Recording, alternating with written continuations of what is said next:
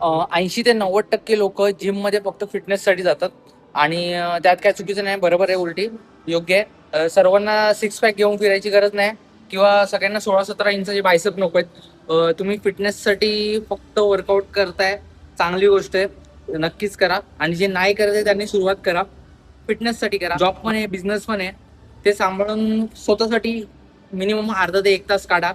आणि जरी जिमला जाणं पॉसिबल नाहीये तरी घरी मिनिमम एक्सरसाइज करू शकता तुम्ही.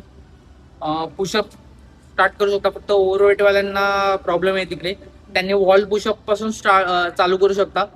नॉर्मल वॉकिंग तर ऍड कराच, पण फक्त त्याच्यावर थांबू नका.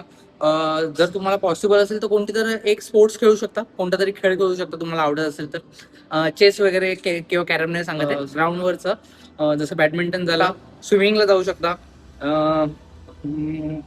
अजून काय, जर मार्शल आर्ट वगैरे शिकताय तर ते सुद्धा चालेल, तुम्हाला आवड आहे. असं गरजेचं नाही जिमच वर्क वेट ट्रेनिंग केलं पाहिजे.